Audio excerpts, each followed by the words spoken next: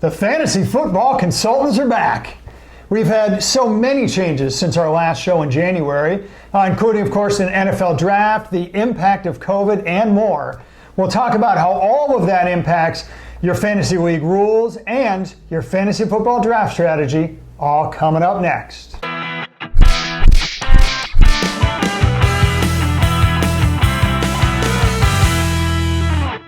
Hello, everyone. I'm Gary Kurtzman. And I'm Eric Lee. We are the Fantasy Football Consultants. Wow.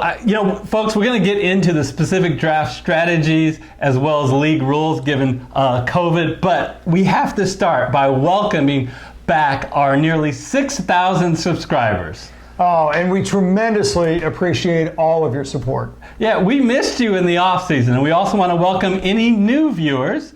Between Gary, myself, and our very smart FFC community, you guys are going to learn a lot and as well as have a lot of fun, because during the season we will be offering free contests to win real money for our subscribers. So if you want to join our FFC community, it's very easy. Click that red subscriber button followed by the bell icon to be notified for future videos. And speaking of future videos, Gary, what can they look forward to in the preseason? Yeah, so we've made some new content in the preseason. Eric, one of the things that we have noticed is really an upswelling of support and interest in the Captain Showdown.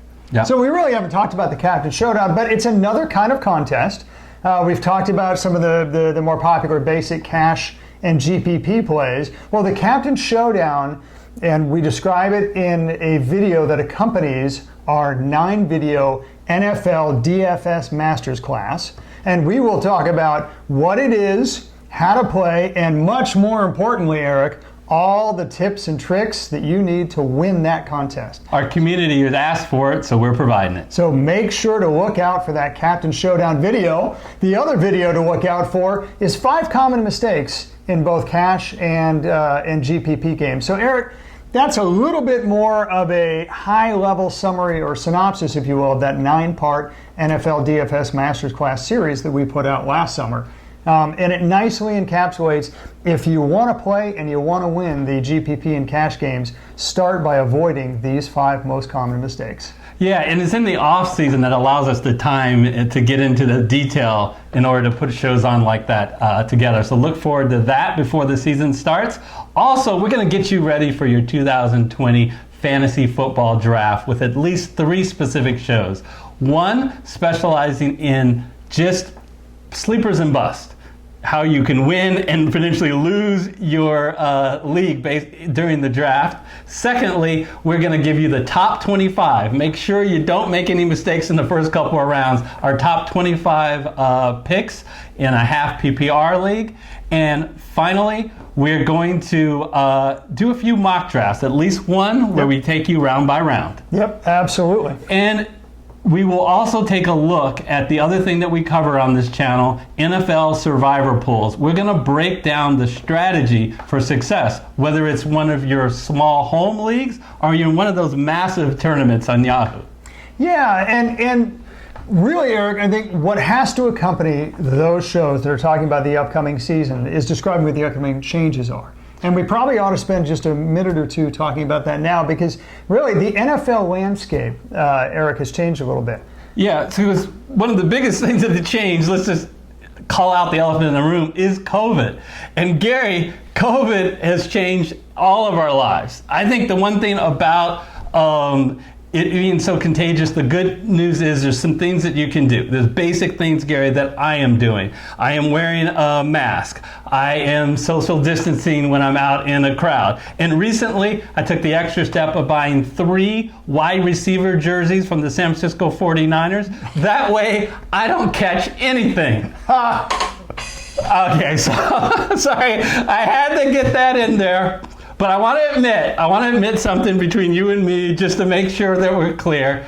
The last time you saw us, we did a contest, and I announced Gary as the winner because although I predicted who was going to win the Super Bowl, the Kansas City Chiefs, you won the head-to-head contest, and your Niners did better than my Seahawks. That they did, my friend. That they did. We're trying to make it 2 for 2 this year. So, congratulations. Thank you, Mr. President. Yeah, so Appreciate that. So the question is, as we all are dealing with COVID, how is the NFL dealing with it? Yeah, as I said, there are a lot of changes, and COVID is really the backbone for all those changes. So first of all, we got a new CBA, okay, collective bargaining agreement.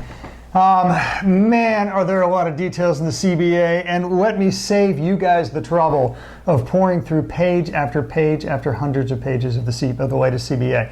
There are just a few things. None of them actually, I'll go through them quickly because none of them have a huge impact, but they have enough that they're worth mentioning. First of all, we have an expanded number of playoff teams now. So where there was 12 playoff teams, now there are 14. Playoffs? Playoffs? You kidding me? This early, we're talking about the playoffs. Yeah, although, I'm pretty sure the Saints are going to be in the conversation, so that was an apropos quote. Look, what does that mean to an NFL fantasy season, which of course stops short of the playoffs? It means that you're going to have less of an issue of that dreaded Week 17 or even sometimes Week 16 players, the NFL teams resting players. So with 14 playoff teams, you have only one, not two teams in each conference that have a bye. You only have one. So you have more to play for, less of a chance to risk. Frankly, Eric, what I would expect is more teams would be stretching out, or more leagues will be stretching out their league. Instead of ending Week 16, I think it's much more likely now leagues are going to end Week 17. Yeah. I personally am one of those folks that just keep it simple, keep it to 16, because the worst possible thing is have one of your stars and have them potentially not matter in Week 17. But yeah, it's up to you. Less of a chance of that happening, and yes. We know some folks out there just don't like to leave any meat on the bone, so that's more of an opportunity now. Team rosters are expanding. Still a little bit in flux, but from the current 53-man roster, it will definitely expand at least 2 or 3 players that can be on the field. So, Eric, what does that mean? Basically, by and large, what are teams going to do with those extra players? Likely, they will employ specialists. Some of the specialists are less fantasy relevant, but some of them are much more. For instance, specialists and kick returners. Oftentimes, when you draft a wide receiver 2 or a wide receiver 3, you get that bonus because they're a punt returner and they're a kick returner. They got the chance for a touchdown. Less likely to be the case in the expanded rosters. Some other kind of changes that I think are more fantasy relevant are schedule changes. Okay, and these also have COVID as their genesis. First of all, like Eric mentioned, 0. That's the number of preseason games we will have. 0. There officially won't be a preseason. They'll have practices. Players will have 20 days to ramp up before they play NFL games, but 0 preseason. So, Eric, that comes with a good and a bad. I mean, who likes preseason injuries? Right? I mean, that was... Who likes preseason? Who likes preseason? What fans like preseason? What players like preseason? But, the reality is that is something that gets them ready for this season. And I think it could very well have an impact on players who are new to teams, who are new coaches, who are bringing in new systems, are just new players in the league. That's the flip side of it. So you get less injuries, but it's harder to predict those breakout players. Because in order to predict the breakout players, you need to see them in the system, and we won't get that chance until week 1. So for fantasy purposes, that's a real negative. Other schedule changes, really the other one to note are just that the NFL has built in some contingencies. What? The NFL is going to try and institute a bubble, but as the NBA is figuring out, that's much, much easier said than done. So these players are going to be socializing with their families, with friends, with others. And when they do that, you have the increased risk of COVID. In order to have a contingency for that, and I won't get into too many details, but there are 2 schedules that are going to be put out literally on day 1.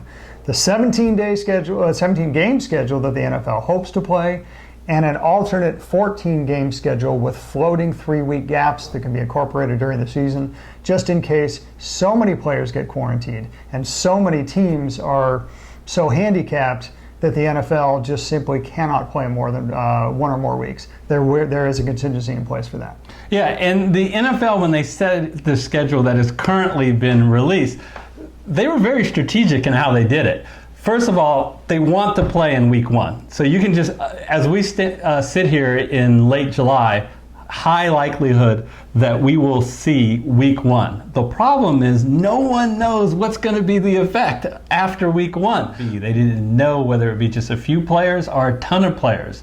So in week 2 through 4, they have set contingency plans based on the schedule. In week 2, it is all the teams playing have the same bye week. So if they have to cancel the entire week, it's possibly easy for them to make up.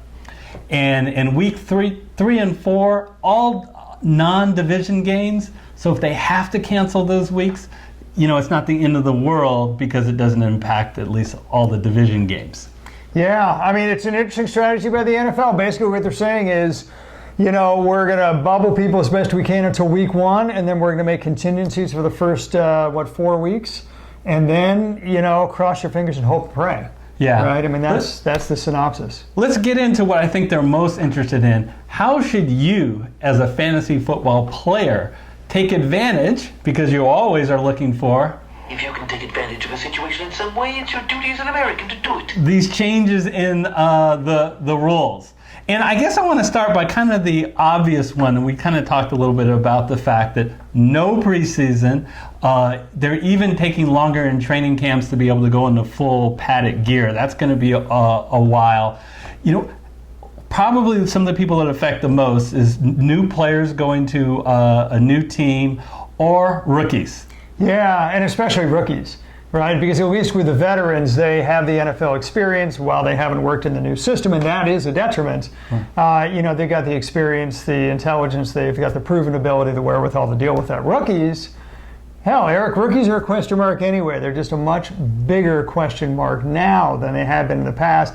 Eric, I think that's got to hurt their ADP, their draft position. Let's talk about a specific player. Right now, going at 31 in half PPR leagues, their ADP is 31. So in a 12-team league, we're talking about mid-third round here. Yeah. So Clyde Edwards-Helaire from the Kansas City Chiefs, who's going to be competing with, he's a first-round draft pick. He has a lot of talent, but he also has Damian Williams on the team, who was basically, very arguably, the MVP of the Super Bowl, but they gave it to Patrick Mahomes because they always give it to quarterbacks. Yeah, they do. And, first of all, I'm going to go on record as saying Clyde Edwards-Helaire's ADP is too high anyway. Just too low, right? He's being drafted too early anyway because, even without COVID, even without the fact that he's going to have 0 preseason games to get used to the flow of the offense, etc., it's like, the fact of the matter is that they already have 2 things there in Kansas City. One, an entrenched starter in Damian Williams, who may not have done great last year, but he certainly didn't do poorly. He certainly didn't do anything to lose his job and was clearly better than anybody else. And the other is, when they took him out, it was typically for like a third round, back who, like goal line back, for instance. And that is certainly not what Clyde Edwards-Helaire brings to the table. So it's not obvious to me anyway that he should go anywhere near the mid-third round. But Eric, okay, so you're not a fan of him to start with. No. So already, how much do you think, though, the fact that you should drop him even further than where you normally would? Do you think this is a factor enough? Look, he's a flyer. He's a 5th or 6th round flyer. He's a wait-and-see guy. Wow. We have no idea what he brings to the table. The only thing we know for sure is that he did great at a small college, and Patrick Mahomes likes him because he approved of the draft pick. That's great. But, it's a proven fact. If you go back and look at the last 15 years of the NFL, backs that were drafted in the 3rd and 4th round have done just as well in terms of number of carries, longevity of their career, and number of yards as backs drafted in the first 2 rounds. They are a question mark no matter who you're talking about. Wait and see on that guy, dude. Seriously. Yeah. I think there's a very strong likelihood at the end of the season maybe he is the lead back, but you're going to have to struggle through several weeks, maybe over half the season, where he is maybe a 50-50 or less than 50-50 share with Damian Williams, the incumbent and the guy who already knows this offense. And even when he is the main back, Damian Williams is not going to just go away. So it's not, there's going to be a somewhat of a timeshare. So I'm with you. I'm dropping him a little bit on my draft list. The other thing I wanted to talk to you a little bit about, Gary, was the other draft strategy I think people should be doing. They should be thinking about drafting handcuffs and drafting handcuffs earlier than they would in a normal draft. Well, if only for the fact that because of COVID, it's another increased risk. It's another opportunity for entrenched veterans to have to sit out. You've got the obvious injury risk. Well, now you have the equally obvious COVID risk, right? So it's another reason why, especially for those, first and second round players, primarily at the running back position, handcuffs become even more important, no question about it. Yeah, you draft Dalvin Cook, and as this taping, we think he will sign, but he hasn't signed yet. But even if he's signed, not only does he have a normal history of injuries, but with COVID, you cannot let another player, owner, snake Alexander Madison from you. Same thing if you're picking Kamara. You can get Latavius Murray. Gio Bernard is a nice handcuff for Joe Mixon. These are all guys that the first guy, the starter, is going very early in drafts, and then the handcuff guy, if something happens to the starter, we don't think it's going to be a committee situation. They'll actually come in and be effective. No, I mean, look, you would normally draft the handcuffs in, say, the fourth to last or third to last round, right before you draft the kicker in the defense. Now you got to move that up, right? In a 16-round draft schedule, these guys, you should be thinking about these guys definitely as early as the 10th round. There's just no question about it. They're that much more valuable to you, particularly if you have drafted the incumbent. I would add Jalen Samuels to that list of James Conner, especially given that James Conner is a cancer survivor. Theoretically, he's higher at risk. Yeah, let's talk about than normal players. Let's talk about that, because I wanted to specifically talk about guys who are immune compromised that you might want to adjust on your draft list. And the two biggest names, the guys going earliest in the draft at 34 and 44 respectively, is Mark Andrews and James Conner. Mark Andrews is dealing with diabetes, and as you said, James Conner is a cancer survivor. I'm dropping both of those guys a little bit on my list. How about you? Yeah, I'm not dropping James Conner. I didn't have Andrews as high as 34 on my list. I would question that one. But that aside, just 10 touchdowns is not replicable, folks. And that's what's propping up his ADP. But that aside, I'm not dropping anybody who is, as you so eloquently put, immunocompromised. It just means you have to draft the handcuffs earlier. That's all. I mean, look, here's the deal. Immunocompromised or not, if you believe in James Conner as your running back or Mark Andrews as your tight end, there's no reason to believe in them less just because they're a higher COVID risk. Of course there is, Gary. No. Mark Andrews has already said, look, I'm going to play, but will that change if 1, 2, or 3 guys in the clubhouse has No, because COVID? if you have their backup, if you have their handcuff, you're going to get virtually just as good production from the position. And therefore, realistically, if you drop them, because admittedly there might be a small downtick in talent, but in the NFL, the difference between a starter and the backup in actual talent is so small that you get virtually the same performance in most cases as you do. Certainly that's true with running. Not with Mark Andrews, but we'll agree to disagree. Let's talk a little bit about the one play position. One player, that's the quarterback, that's the tight end. Our advice in general, Gary, has always been, don't waste late draft picks on picking a backup at that position, especially if that is a strong player you drafted at that position, right? So if you have a top line quarterback or you have a top line tight end, don't waste a late pick picking a backup tight end or a backup quarterback. Instead, pick on guys that have high ceiling, high upside flyer that you can potentially do. The question is, if rosters expand, does that change your draft strategy? Should you know what? I guess, if a lot of people are picking backups because the roster is big, you have to as well.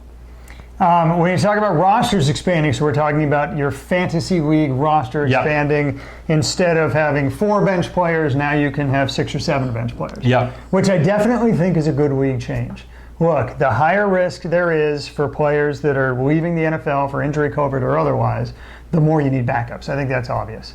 And you got to fill the backup. For me, hell, I always fill the end of the bench with flyers. Yes. Because I don't see any value about drafting a guy that has a low or even a semi-low ceiling. All right, what's the bloody point? You should always be able to find somebody on the waiver wire that can match that ceiling. Draft a flyer. Hell, the beauty about flyers is even if there's a 95% chance they fail, there's a 5% chance that you will have nailed a home run and had a starter in your lineup at the very end of the draft. And hey, expanded benches just means you have more bullets in the chamber. You got more chances to hit that home run, so why not?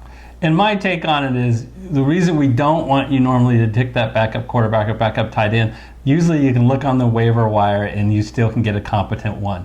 If that's not the case in your league because your roster size expands so much and you can see that everybody is stashing 2 tight ends and 2 quarterbacks and the talent will be low, then yeah, go ahead and do that. But not until you take a flyer on some other guys.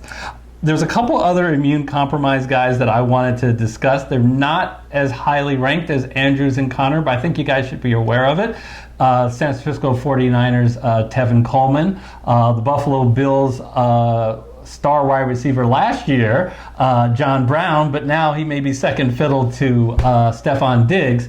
And he used to be a star, but he doesn't even have a team now, Antonio Brown. All of those guys are sickle cell. And again, there is a concern that they may, if there is an outbreak on their team, may shut it down earlier than most. Yeah, absolutely. And Eric, we've talked a lot about COVID and how it should affect the NFL drafting strategy, right? Because of the player risk. Let's talk a little bit from instead of a league participant point of view, a league commissioner point of view. Yeah. Okay, because this is going to have to change some league scheduling. Okay, so let me ask you a question. For instance, if the NFL has to cancel a week, because there may be a week in there or more where COVID affects enough players that the NFL says we cannot play this week, teams are just too compromised. As a commissioner, what do you do? Yeah, so could be a nightmare if you're not prepared for it. You need to set up in your rules ahead of time certain weeks during the season, toward the end of the season, but before your playoffs occur in your league, that you're going to dub double header weeks. What do we mean by that is if a week is canceled, then that week will first be rescheduled on, say, week 10 of your league. And then everyone you're playing a double hitter. So if I'm playing you and another buddy in our league, let's suppose I'm playing you in week 3 and week gets canceled, and I'm playing another buddy in week 10, then I'm going against both of you guys. So I compare my score to both of your scores, and that's great because I'll go 2-0 in 1 week, right? Because if I score really much, of course I could go 0-2. So that's how that can be resolved. Yeah, and that all makes perfect sense. Now I'm going to throw another curveball at you. That last example was the NFL cancels a week across the board for all teams, but what if a still viable scenario, you only have a couple teams that are severely compromised, they're quarantined. Basically that means most but not all of the NFL games are being played, which means some unlucky fantasy rosters are going to be decimated and their opponents are going to be completely unaffected. That's obviously not fair. How do you deal with that? It's a hard one, Gary, because it's likely to happen and there's no real good way to resolve it. Basically, you have to expand your rosters, like we were alluded to earlier. Have a bigger roster. My suggestion is you have an IR spot that's expressly set up for COVID. That means a little bit on the honor system because I don't know if the software out there will code them properly like that. But it has to be addressed because, I mean, we're in uncharted territory here. We've never had a season that's going to be like this. So it could be everywhere from not an issue at all to a catastrophe this season. But we'll be with you all the way to commiserate and laugh about it. And speaking of catastrophe, is there anything as a commissioner you can do to prepare for the possibility the NFL just calls the season quits early? Yeah. My suggestion is pick a week that you think is a fair length of time to determine a champion in your league? I'd say like week 6 or 7. If they call it quits before week 6 or 7, then everyone gets their money back. There is no champion that year. But if you get past that, then I think a champion should be awarded to the team as you would do your playoffs in your league. I know our league starts with win-loss, and if it's a tie with win-loss, we look at total points. So whoever has the best win-loss, and if there's 2 teams that have the same win-loss, whoever has the total points, they're the champion. Is it it's not great, but it's the best way. But you have to set that up in your league rules and make sure everybody knows about it at the beginning. Yeah, that's the key, because you can never implement that kind of thing once the season starts. It just optically looks terrible, too much conflict of interest, et cetera, et cetera. The one thing that I can say for sure, Eric, is as of right now, today, we've got the NFL. It's back. It may not be perfect. There may be a roller coaster, and there's certainly going to be some ups and downs, but the NFL's back, and Eric, the fantasy football consultants are back to cover it. We'll give people all the insights and advice, and hopefully a few laughs along the way. Yeah, and we've given you our opinion. We want to hear from you guys. Please use the comment section to actually write in what are the league rules that you are adjusting due to COVID, and what are you going to do about your draft strategy? Weigh in on our arguments and disagreements about whether you'll drop players or not due to the fact that they're immune compromised, or will you go with higher rosters in your league? How big a roster will you have in your league? We want to hear about it. Tell us in the comment section. And if you've gotten this far in the video, please smash that like button. And if you haven't yet, hit the red subscriber button and join the FFC community. And until our next video, we'll see you next time. See you next time.